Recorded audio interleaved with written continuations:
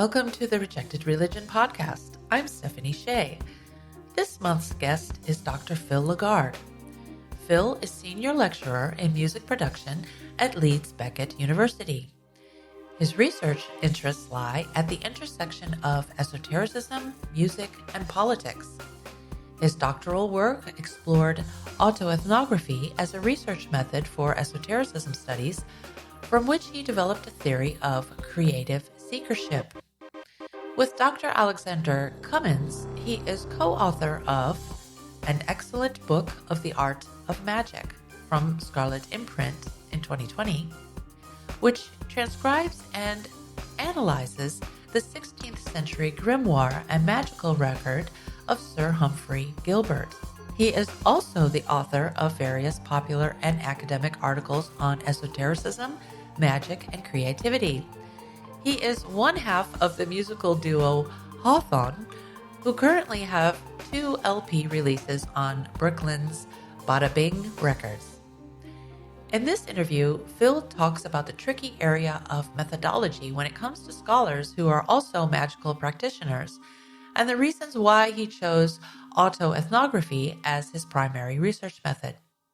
He also explains the background of the term and how the method has developed from a narrative-only approach to one where analysis is also utilized.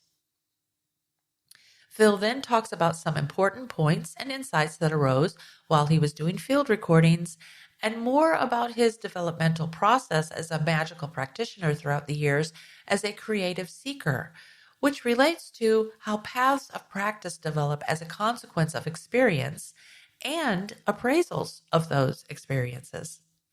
This also includes identity construction and performance, and how experiences shape one's sense of identity.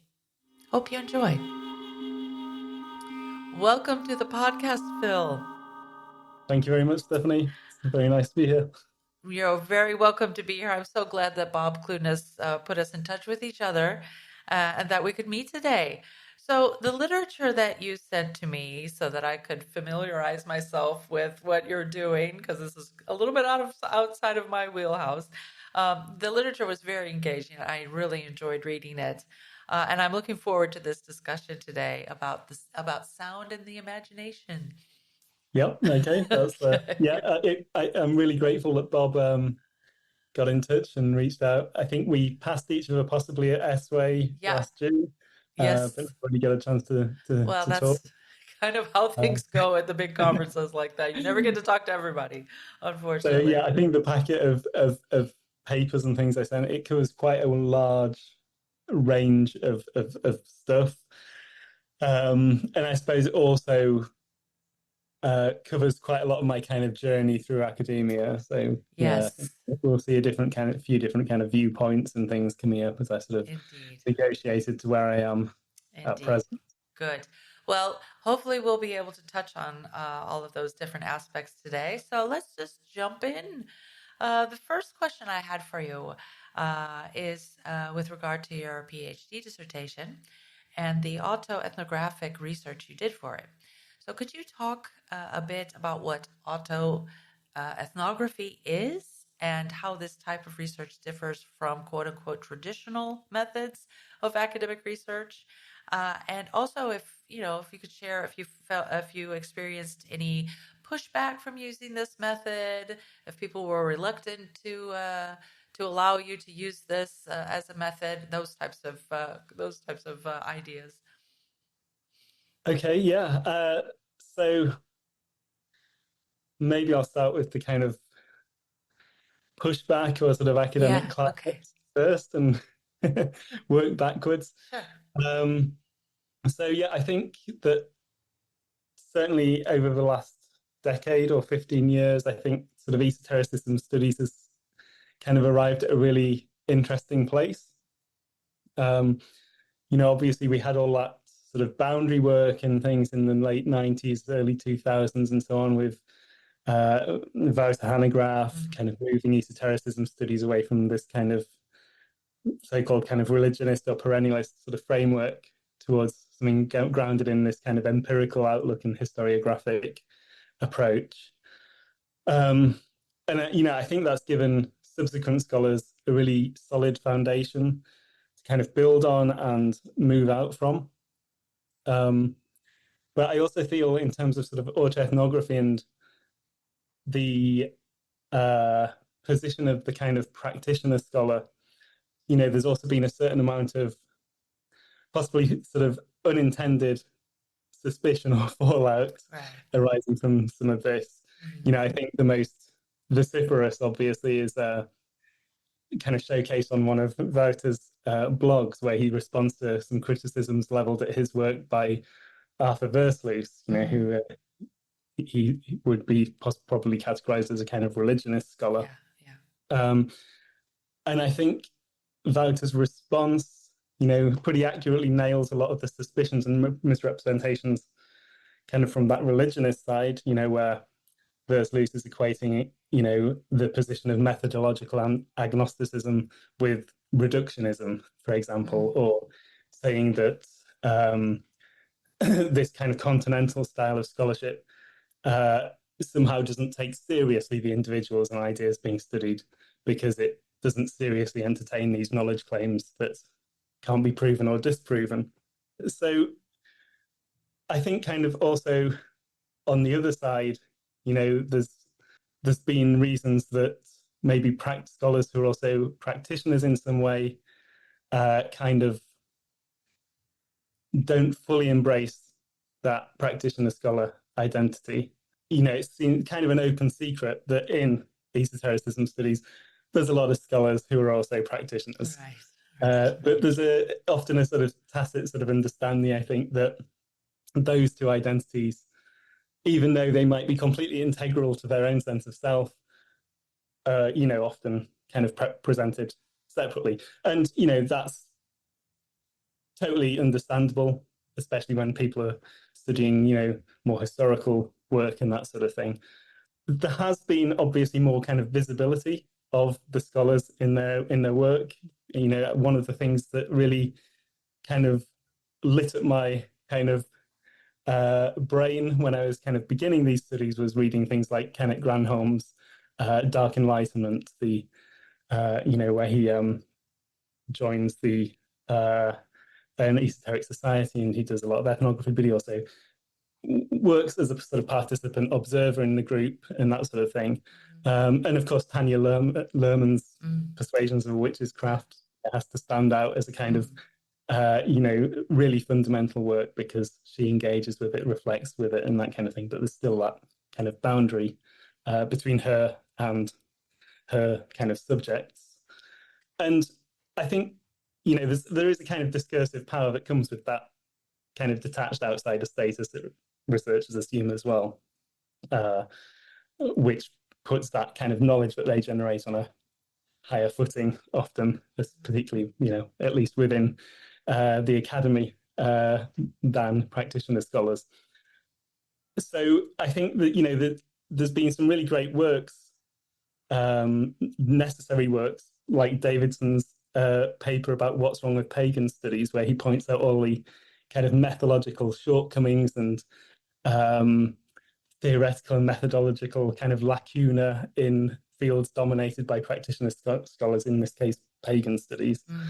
But, perhaps there's also something of the quite polemical nature of that particular piece that, might make some scholars wary about pushing the envelope too far in the direction of this kind of fully integrated kind of practitioner scholar kind of approach. So I think, though, that this is definitely something that's kind of changing. We've seen the kind of, as I said, that kind of boundary work has also given a really good platform for people to move off in different directions. I mentioned Kenneth Granholm's work that looked at integrating sociological approaches into esotericism studies.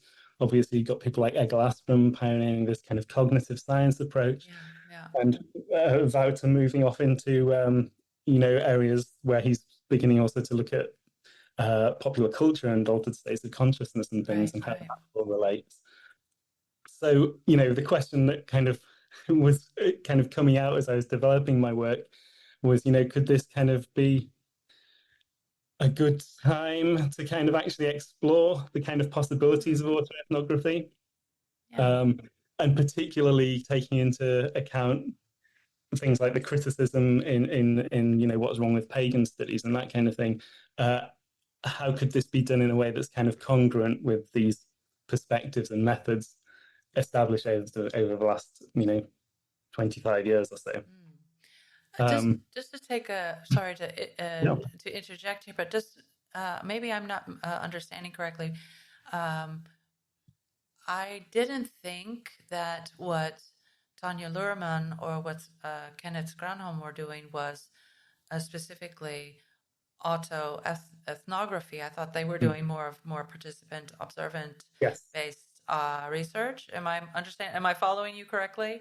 Yes, that's totally correct. But they're definitely very visible in their own research. Right. When Luhrmann talks about actually doing some practice with the groups, her patterns of thought changing and that sort of thing. So in this regard, then, what makes the auto ethnography this different thing? That because I remember coming across this as well when I was studying, and although it didn't apply to my research, if I had been feeling like I was identifying as non-human, I possibly could have used that autoethnography. I was not identifying as non-human, so I was more of the participant observant in that role. But for you, this is a different matter altogether. And in your dissertation, you also used the term a cultural seeker. So, and you also talked about as well. I'm just looking through my notes here. That or you asked the question, how does this process of seekership shape identity? So I was just wondering if you could also touch a little bit on that aspect of this type of method, and how also if this is also a little bit new in the field of the academic side of things, and if there was also a little bit of pushback against that. Yeah, so I think it's what separates autoethnography from the sort of ethnographic work that we've been talking about with, say, Luhrmann and Granholm, is I think it's partly the sort of stance that the researcher is taking. They are positioning themselves, where they are secretly a practitioner or anything, as a kind of this kind of this passionate sort of outsider observer. And maybe engaging in participant observation or engaging in other forms of observation. So I think with sort of autoethnography, you're in some ways kind of rather owning that status as insider scholar, or what has been called a kind of complete member researcher. Someone who is quite immersed in the field, who is immersed in the field, but also has undertaken academic training. Or courses of study. Right. So, and I think possibly that identity is something that's kind of a fairly new. I know that Cavan McLaughlin has also been kind of working in this area. Yeah. I'm very much looking forward to having a look at his thesis when he gets finished. I'm noticing sort of autoethnography coming up, a bit more in a lot of stuff that I'm encountering, particularly by this kind of the new generation of scholars. For example, I saw Tina Malmaki's review of Olivia Kevin's thesis, Arts and Crafts Design, and it mentioned how Olivia had been using autoethnography in her own work with groups, I think. So and she says that she congratulates her on the sort of transparency of the autoethnography. I get the impression that it's presented upfront. Right. Not presented from the participant observer perspective, possibly. And I think that transparency is actually kind of going to be crucial to legitimizing the idea of, actually using autoethnography within esotericism studies and seeing that it fits with the kind of expectations and kind of conventions that within the kind of wider academic community. But just to quickly touch on the sort of pushback sort of thing, I felt when I was at Estway, It was actually the first conference I'd been to in a long time, because I'd been doing my PhD part-time, got a family, full-time job going on. So all that sort of additional sort of academic engagement had kind of had to go, on pause. But I was kind of really pleased when I sort of got there and started talking to people. There was quite a diverse range of kind of positions on this sort of question of autoethnography. When I mentioned it to one colleague, they said, why did you choose that? That's a bad methodology. And so perhaps it is looked at in a sort of bit of a negative state at the moment. Again, going back to some of those criticisms of things like pagan studies that had been leveled a few years ago. But it was really nice to meet people like Cairn who were wholeheartedly embracing it, and to be kind of encouraged by Bernd Christianotto's keynote speech about Renset, where one of the questions he asked is whether autoethnography is a viable approach. So it's really encouraging to see that there's a high profile scholar out there who's at least kind of entertaining this idea. Exactly. So when you were working on your PhD, I know the answer to this, but I would like you to explain it. What questions were you attempting to answer in this work? That's kind of a sort of difficult one. It's a long story. So yeah, in some respects, I wasn't originally setting out to kind of pursue autoethnography, and I guess that's also something I've not really defined. But I hope we're sort of talking. I'll kind of maybe try and define my sort of approach shortly. And why it's different from what a lot of people might think of as, their kind of extant concept of what autoethnography is. Okay. But when I kind of started my work, I wasn't setting out to kind of pursue autoethnography really. A lot of my teaching at university is around music composition and music production. So my original plan was to kind of go down the sort of practical portfolio approach, produce work and interpretation of these pieces. I was particularly interested in place and folklore and imaginative response to place and their soundscapes and things has always been a real key part of everything I do. So I wanted to kind of develop that. And I started out looking at this through something called the methodology of imagination, which is an approach to kind of investigating images, objects, and so on. And I wanted to apply it to sound. And it's an approach that was kind of posited by Angela Voss. So another one of those scholars who perhaps belongs to the sort of religionist perspective on esoteric studies. And Voss's kind of approach is like it's a continuum way based on kind of biblical hermeneutics, where you move through like a literal understanding of what the image is, an allegorical one, then into something called the symbolic and even anagogic kind of responses, which kind of, the symbolic is a like participatory turn where you feel immersed in the object of your contemplation. And then this sort of anagogic is almost like when you begin to really creatively engage with it and produce new thoughts and insights, sort of gnosis. Obviously, that's quite counter the sort of empirical perspective. But it's one that is very, I feel is very kind of intuitive to artists and creative workers. But as I was kind of beginning to develop my proposal, I was reading more and more texts from the sort of more sort of, continental European sort of school of scholarships like Werther and Hegel and things. So that kind of made me kind of cool off a little bit on my idea of doing this kind of portfolio of work using Voss's model, because also, I feel that doing that kind of work, producing music, is something people can do, on a very sort of craft basis and things. But when you're actually searching for some kind of peak experience or Gnostic revelation in each piece, it's hard to do that in that kind of concept. You're bound by time and expectations, and so gradually, kind of the idea of actually looking at my earlier corpus of work, which actually tried to do this, and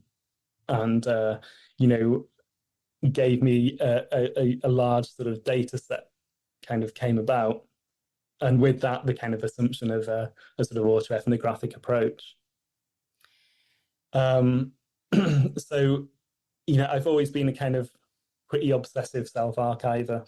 I've got a digital footprint, going back to like Usenet groups in the 90s. Yeah, I wanted to commend you on that. I was like, wow, that is some dedication.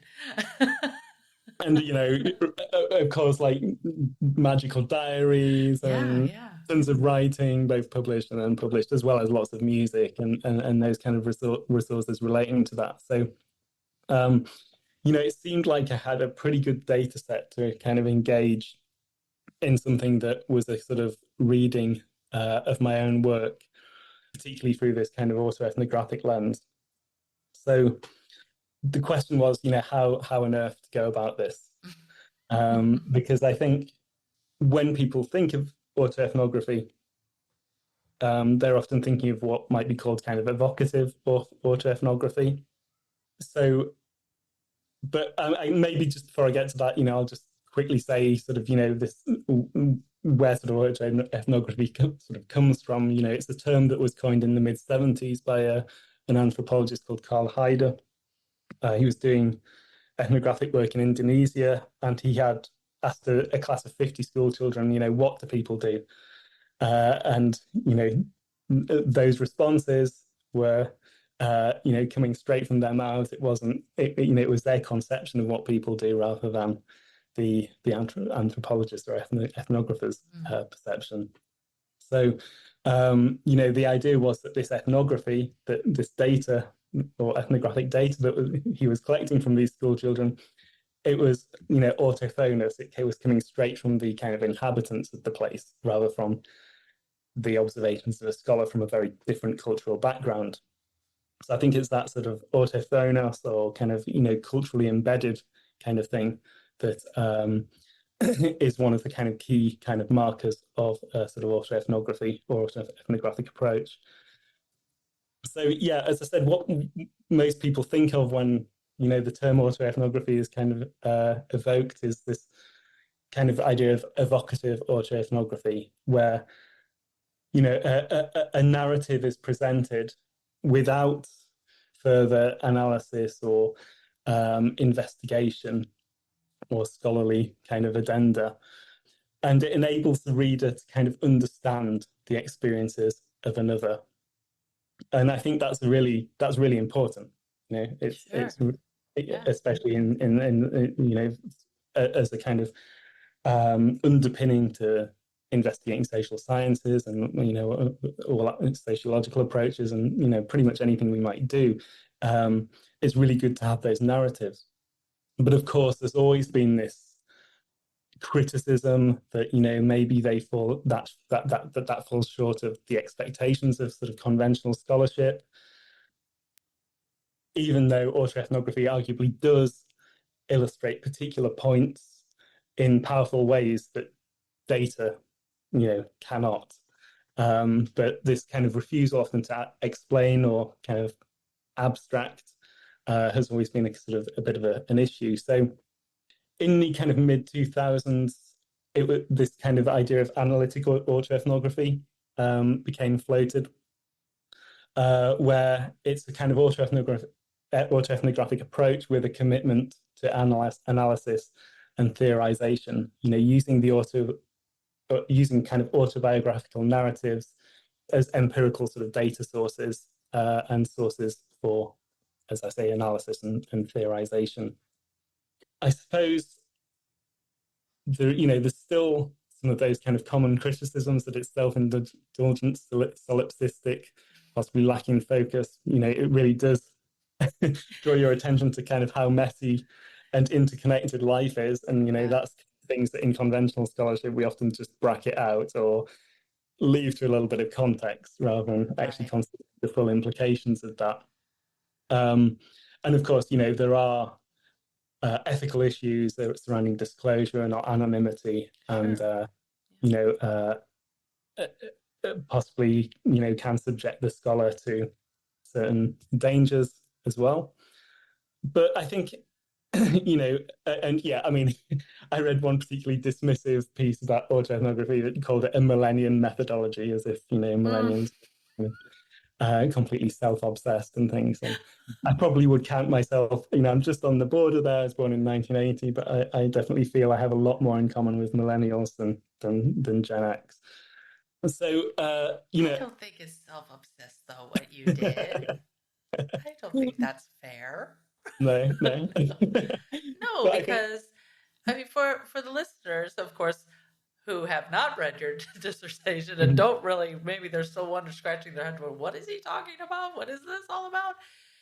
In a nutshell, I guess, if I am describing this well enough, you set out on I guess, like a quest, as it were, to try to figure out this whole notion of, you as the occultural seeker, you are using your musicality, your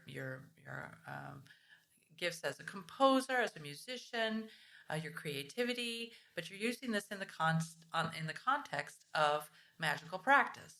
So it's at this added dimension. Am I on the right track here? Yeah. Okay. Yeah. It's probably good just to give a little outline of what this whole thing's about.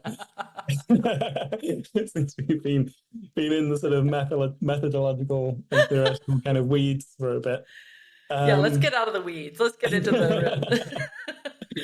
So the thesis, it primarily concentrates on a period between 2001 and 2013, when I was involved in a musical project with the rather bizarre name Zenis Amputee Traveling Band, but a lot of it was about folklore and landscapes. It overlapped later with a lot of the kind of stuff that we might identify as kind of folk horror and that sort of stuff, even though I always saw it as something very different, a kind of spiritual or esoteric kind of practice.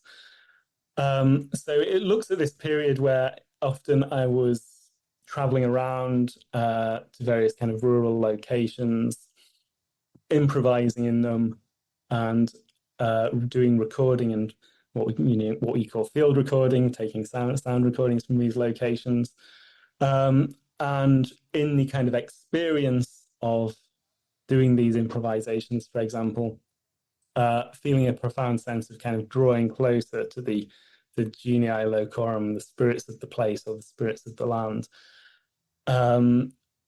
One example that I could use was when I was on Ilkley Moor. There's a place called Willie Hall Wood, and it's like a clump of trees on top of the moor. Inside there is a really beautifully carved stone, covered in cup and ring marks and things, probably from the Bronze Age. And I sat kind of on the edge of this moor, this place, and the wind was kind of totally battering across the moor. I pulled out my flute and sort of began to play.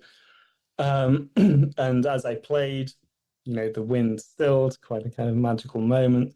But more importantly, I felt like I was becoming part of the place, or sinking downwards into this the sort of the underworld, the realm that I would associate at the time with the fairies, or the kind of world of the moon of Celtic mythology. Then so it's kind of about, a lot of it's about this kind of intrinsically rewarding experiences of being in the flow of music, being absorbed in it, and the way those have certain attributions, to sources beyond ourselves, to, engaging with spirits, being inspired by spirits. And often that kind of approach would carry on. I would take those field recordings and take those recordings I'd made, and those would be sort of sonic gateways back into engaging with these spirits again, and in some cases even creating long form compositions which I could then use as kind of ways to musically journey or visionary kind of journey through a kind of musical medium. I guess one of the things is that I found that actually a lot of the work I was talking about, it couldn't just be confined to that period, 2001 to 13. A lot of the approaches I was using at that time with regard to responding to musically evoked mental imagery and that sort of thing, actually then could be traced back, to my childhood, say, listening to music late at night in bed and kind of, really involving myself in the music and the kind of images and things that it conjured up. And then, of course, during my sort of late teens, becoming involved in chaos magic and internet kind of magical subcultures like Z Cluster I ran a mailing list about Solomonic magic after I kind of moved from chaos magic into something sort of more traditional. So yeah, I found that actually a lot of this sort of autobiographical writing that I was doing had to kind of stretch back quite a way. So I ended up with about 50,000 words or so of an autobiographical statement, and which makes up the second volume of the thesis. And I think it also gives, I'm hoping it's of potential utility to other scholars, because I've got, as plainly and truthfully as I can set down, a record of someone's kind of magical development and engagement with esotericism over quite an extended period.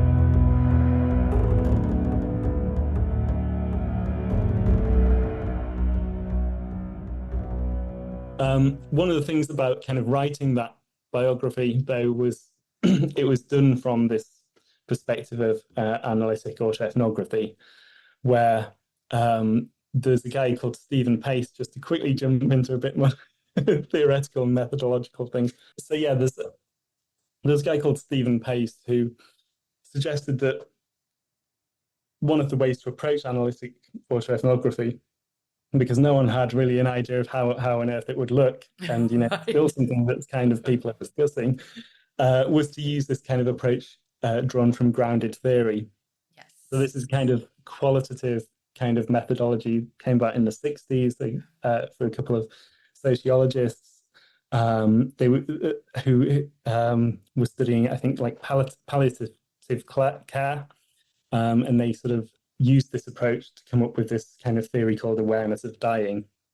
And then they, sort of developed their approach and diverged, and there's all sorts of different schools. But basically, one of the kind of tenets of analytic autoethnography is sort of, as you're collecting the data, or in my case, rummaging through my archives and writing these kind of statements about, of my biography, you're constantly doing things like coding, so tagging, different interesting things that come up. But you're also constantly memoing, like, any theoretical insights that come up, that sort of thing. You're noting those down, like, the moment they happen. So you also have this kind of log of how your thinking develops. Yeah. So once you've kind of done that data collection, you then kind of assemble all your memos and all your codes and go through a process of, like, trying to work out how the codes work together. Do they form do some of them kind of integrate within other ones to create other groups of concepts? Or Do some of them, themes. yeah, exactly. Yeah. Do some of them give us an overarching theme or process to which the others kind of all contribute? Yeah.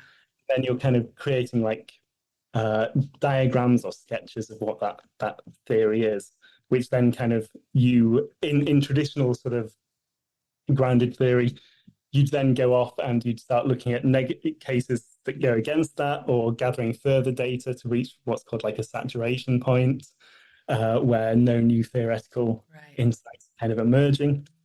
In my own work, I felt I kind of outlined this process of things that were happening in my practice to a reasonable extent, and I in some ways I couldn't really go further because there wasn't much additional data to be collected. It was a question of more turning towards like, how can each of these things then be further analyzed?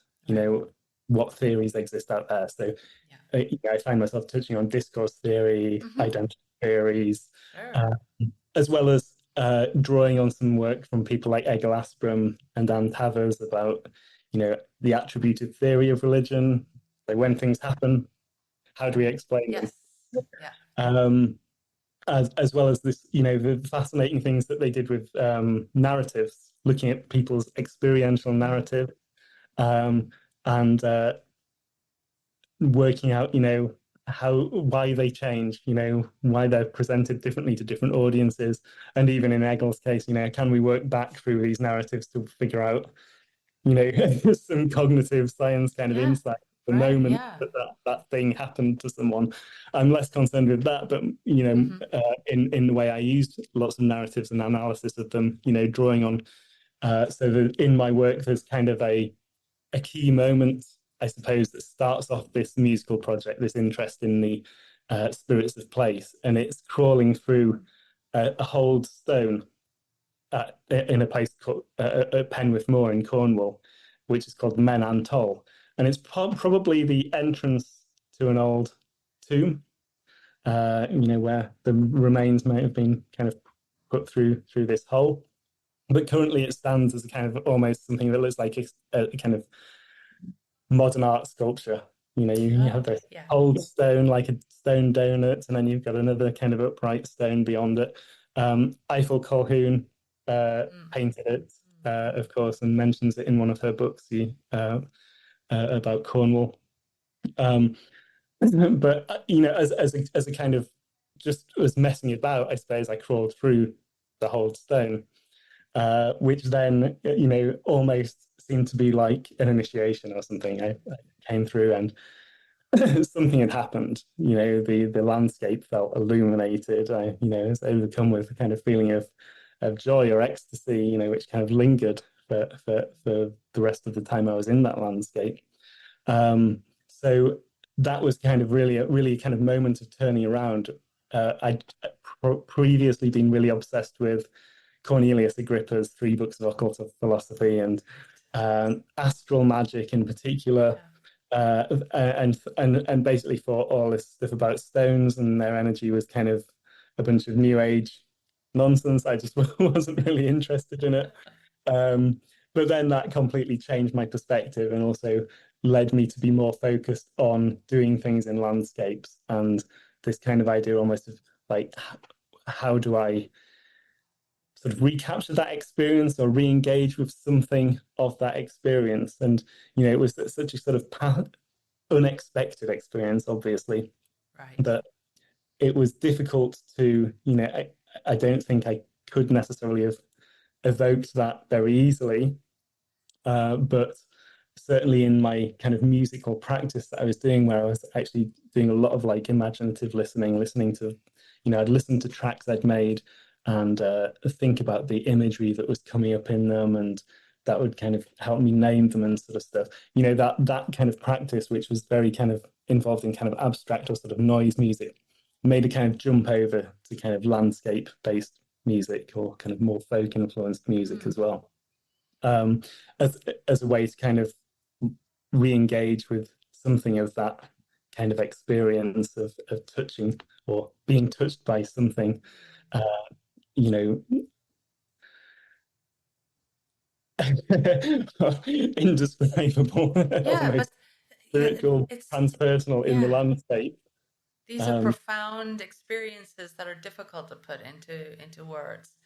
However, I can really relate to what you're talking about, about the way that you are coding and analyzing, because this is what I did with my research as well, into these alternative groups of people who, don't identify as being fully human. They identify as being other than human.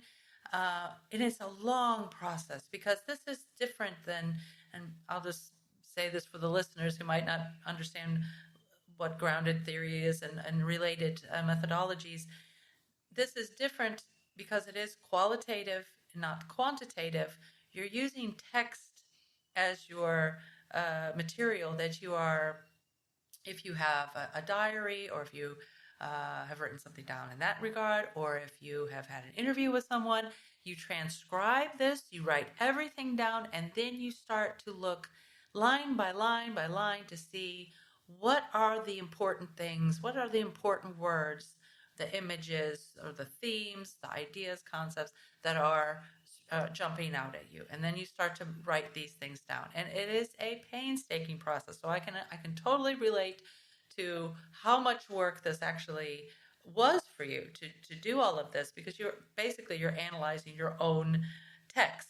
And whatever it is that you write down about your experiences that you've kept in a journal or whatever, however you kept that all sorted out so that you could refer back to it. And I also think that the auto part of this, where you're being more self-reflective, is also similar to another method that I used, or it had to do with the life narrative, because you're telling a story about yourself, but you're trying to find some type of meaning in that experience. So hopefully that'll help the listeners who might not be so familiar with methodologies, or how, what all this grounded theory and stuff, all this, what we're talking about here. It's trying to get to that essence of what is, what's the meaning behind this experience. I think that's really a really good observation as well, because when you were talking about trying to find the narrative or what's going on in the work you're doing, because grounded theory, is again can be contentious, because it doesn't start with any kind of research question. No. It's you just got to go along, go through the process, and kind of see what comes out. Right. So in some ways, I'm quite lucky. I was able to both negotiate all this data and come out with something that I think is a good contribution, not only in methodological terms, but the kind of theories and things that have come out of it. Sure. So about the theories then, or maybe not theories, maybe you're not wanting to talk about that just yet. What important points or insights came up for you during your research? What were the things that jumped out at you when you were doing all this analysis and coding? And what was for you like the core, not the core experience, but the main themes in that experience? Yeah, I think when you talked about things jumping out, I think that's an interesting one, because I think probably the sign that you're doing it properly is when you have things that come out and kind of surprise you. When you think,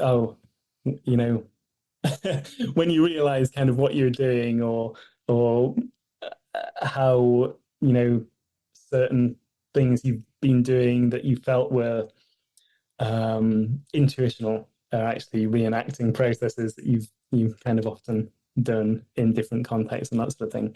So I think kind of although I kind of approached this kind of work quite kind of focused on this thing of like, oh, this is going to be an interesting methodological contribution. As I said, I think that when it kind of got to like my thesis defense, the examiners, Professor Sue Miller and Eglaas and Per Faxneld, were actually kind of more interested in the actual kind of conclusions and having and the kind of originality of them in some respects. And so the kind of published thesis on my university repository, I kind of slightly refocuses in some way to point the readers more towards those outcomes and things. So yeah, after going through this kind of process, I suppose part of this kind of analytical style is having a bit of a commitment to looking at cases kind of beyond the individual, beyond yourself as well. Obviously, you can't really develop an overarching. Well, yeah, there's that whole kind of idea of like, yeah, you can't really extrapolate an overarching theory from an N or something, so count of one. But analytic autoethnography encourages you to look, compare and contrast with other cases and things. Yeah. So kind of out of that process, yeah, I developed this kind of idea, going through that sort of grounded way of working and theorizing. The overarching theory became this one about what I've called creative seekership. So in some ways that is sort of riffing a bit off the work that Nina Kokkonen was doing about artists and the occulture of the 19th century, and positioning the artists she was studying, visual artists in Northern Europe, as seekers. So this idea of seeking, it's a kind of self-motivated pursuit of, your own individual truths. Right. And of course, if we think about Christopher Partridge and the way he talks about occulture, this is kind of almost, this is contemporary religion in a lot of ways. It's kind of self-directed and spiritual, but not religious, that sort of idea. So it was kind of, I came up with this idea of like the creative seekership and a kind of model of some of the things I saw happening in my own work and the work of others, which kind of positions the artist or creative within occulture. Occulture is a really important term, I think. It's become pretty fundamental to the way I at least understand a lot of what happens in contemporary esotericism. Same here. And but it's interesting though how amongst a lot of occultists it's kind of cast in quite a pejorative way. What they're doing is real occult, and the other stuff is kind of occulture. It's TV. For money, it's whereas I think we can't escape being completely embedded in occulture, right. Whatever we're doing. So I kind of position the kind of creative seeker within this occulture, which I describe as kind of being mediatized. It's full of music, visual elements, film, TV, books, and all of this is kind of affective. When we consume that media, it does something to us. Right. It affects us in some ways. Like, the music might, have a physiological effect and change our heart rate. That might lead on to other engagements with the music, or when we watch a film, we get kind of engrossed in the film. It also, like, it's a source of representations about, what kind of the occult and the esoteric looks like, Just think of the way the kind of figure of the witch has changed over the last 20 years. It gives us all these kind of archetypes and tropes, but I also consider it like a discursive field as well. Enchantment is probably the chief kind of discourse there. Finding the magical, and that often feeds into other discourses, I suppose, about like, modernity versus, some idea of the enchanted past and all that kind of stuff. So the kind of creative seekers, situate in quite a complex kind of web of media and influences and that kind of thing. And then kind of what I was looking at is how different processes or different feed into this kind of seekership. You're within occulture and you're kind of looking for something to feel, looking for some truth, looking for some proof that this kind of magical stuff is perhaps real. So this model kind of, it takes into account things like engaging with the kind of affective nature of occulture, how that might feed into producing experiences, and sometimes we might have an experience and then just say, oh, that was good, and forget about it. Other times that experience becomes kind of overarching narrative in our lives, and we build all this other stuff around it. So those kind of experiences, I often I potentially feed into like appraisal and attribution. What was the meaning of this? Why did it happen? So in my case, thinking about this experience that men untold, it was something to do with the energies of the earth or the spirits of the earth, for example. And then that potentially leads into what I call path development and creative practice. So these paths, they might be kind of things that don't necessarily involve creative practice, but often the ground, as we know with artists, is very murky about, is it an artistic practice? Is it a magical or esoteric practice? So I looked at how these kind of paths of practice also development as a consequence of these experiences and their kind of appraisals. And then kind of within the kind of final sort of stage of this model, it's about identity construction, how we build, and performance, how we present things to people, how we engage with other milieus and contribute to the wider occulture. And also how those experiences and things shape our sense of identity and things. There's quite a few kind of things going on in there, but they're all sort of interacting with one another. So that was kind of one of the kind of key outputs in a kind of practical sense as a contribution. And within that kind of idea of like developing creative practices, I also kind of thought about looking at my own work, looking at my practices, looking at the work of other people, like, for example, Kim Cascone, Arcto, Eos, bands like Coil, and things from the earlier days of kind of industrial sort of occultural music. By looking at these bands and my own practices, I sort of thought more about what was actually happening in some of these practices of kind of music making that we consider to have some kind of esoteric significance.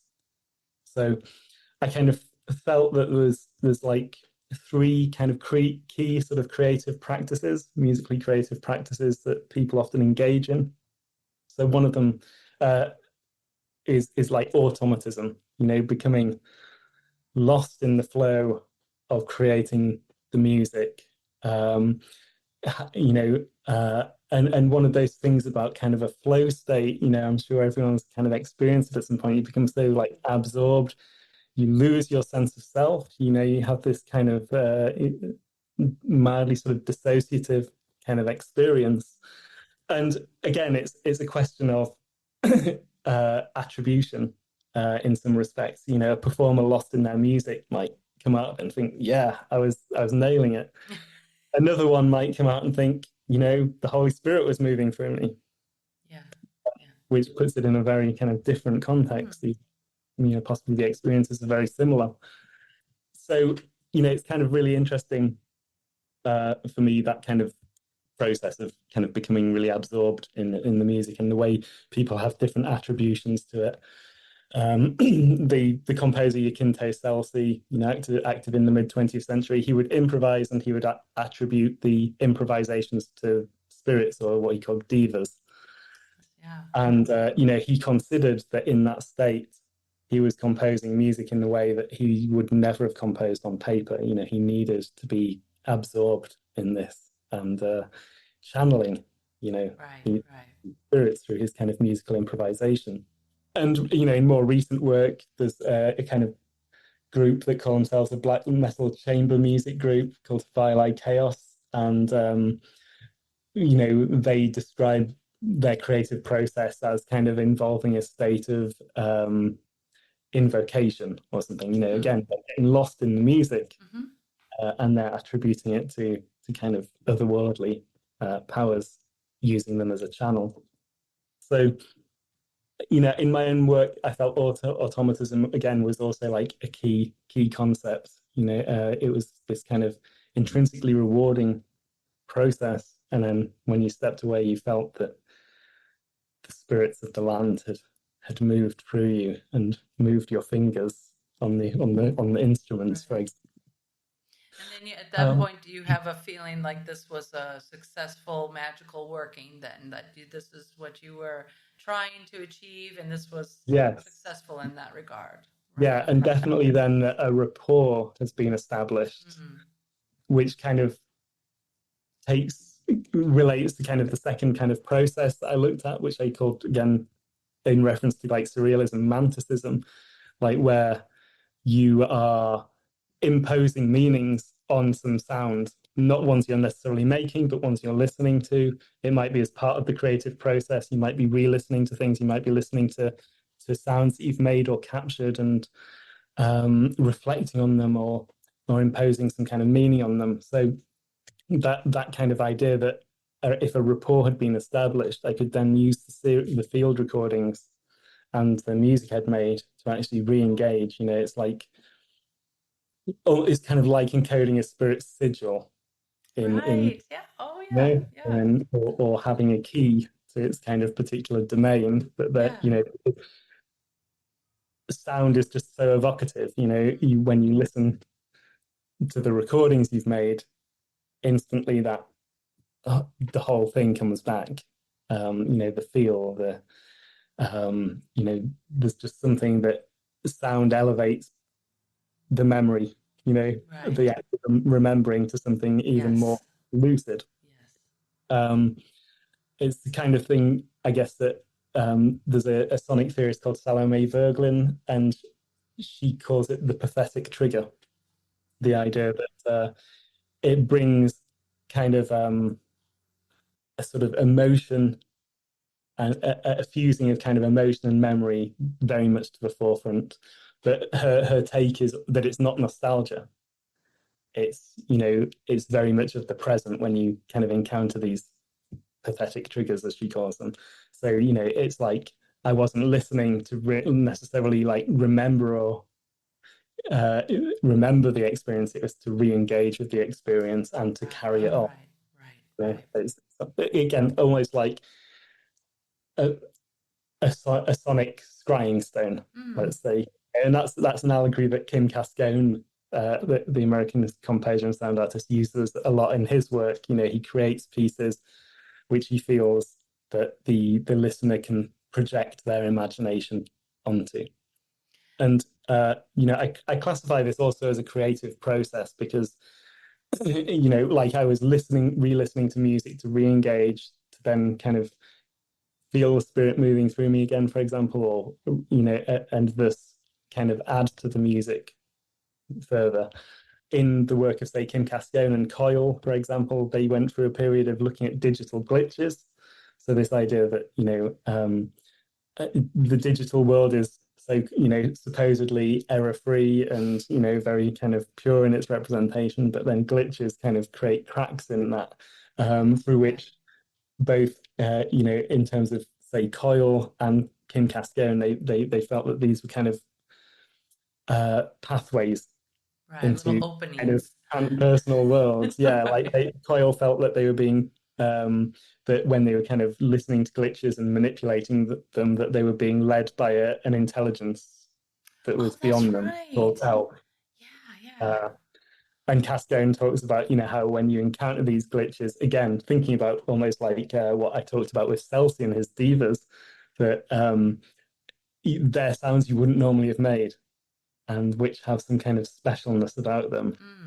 And for him, he relates them to, I think he calls it the supernal world. It triggers his imagination in some way and takes him out of what he's doing at the computer into a different space. What was the entity that Coyle called? What was the name? It was ELPH. ELPH. Well, this is a perfect segue into my next question about the imagination, which is such an important thing. The role of the imagination is so important to you and to me both. But for you, especially in two articles that you shared with me that I'd like to discuss with you. The first is The Bright Sound Behind the Sound, Real World Music, Symbolic Discourse and the Foregrounding of Imagination from 2016. And in this article, you respond to an article by Kim Cascone, the American sound artist, who laments the lack of soul in environmental recordings, as well as discussing the relationship between the imagination and sound. So I'd like to focus on the imagination and sound because, we don't have seas of time here today. So unfortunately, we can't talk about everything. But with regard to how we listen to sounds and the frameworks that we could use for this purpose, you noted that Catherine Norman proposes 4 modes of listening to real-world music. And the one that I would like to talk with you more about is the reflective mode, or reflective listening. So could you first talk about what is meant by real-world music briefly, and then we can move into talking about reflective listening and how this works for people. And then I also have more questions associated with that too. Yeah, I'm a big fan of Catherine Norman's music and writing. I think it's really interesting. And I think with this idea of real-world music, I guess it comes from the lineage of music that kind of started in the 1940s with musique concrète, with people trying to compose music using sounds drawn from the real world.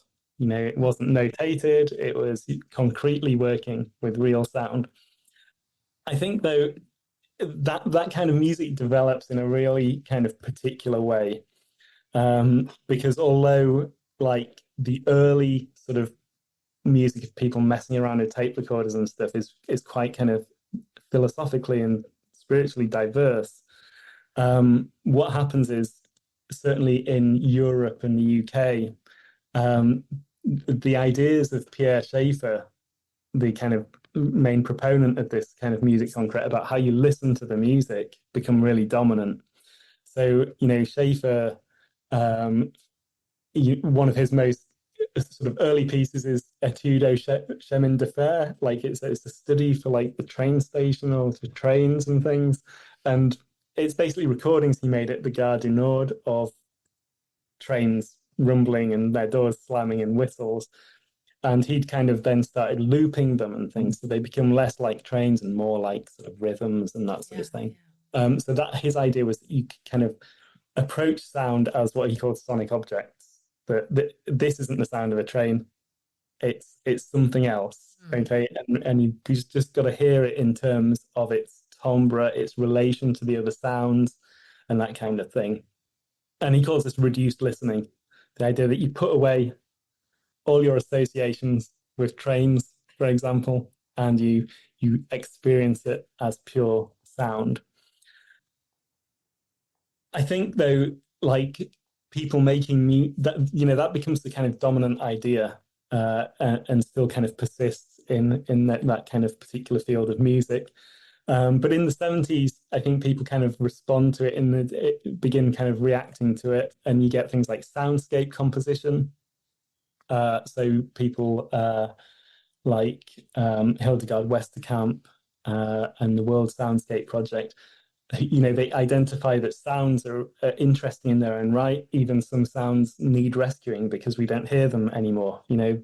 When was the last time you heard horses' hooves on cobbled stones? It's a sound that's no longer kind of in our kind of sonic repertoire or daily kind of repertoire. So and they begin thinking about like, okay, we're going to gather all these sounds and things and travel around the world looking for these sounds, but what do we do with them? Which is where we kind of get this idea of soundscape composition, that you're trying to, instead of just presenting sounds to people as a Schaefferian kind of reduced listening, you're actually trying to give people a sense of place. You're trying to maybe take people on a narrative. This is the end of the free content part of the podcast. In part 2, our conversation shifts to include discussions about music and the key forms of creative engagement in occulturally situated music practices.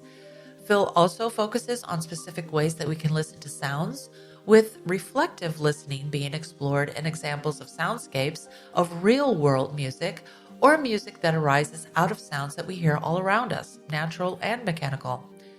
This is a manner of engagement that is atypical, but one that can evoke a spiritual experience in some people.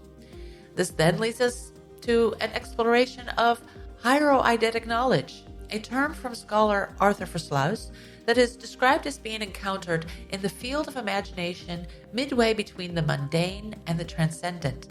To illustrate this, Phil relates his experiences during a magical working when he attempted to make contact with the musician John Balance from the group Coil. Phil lastly shares a bit about his postdoctoral research called Listening to Occulture, and then we close with a discussion of how all of this could relate to other types of music, in particular film music. So to hear all of this from part 2, please check out my Patreon page, where you can become a Tier 1 member for $2 or euros a month.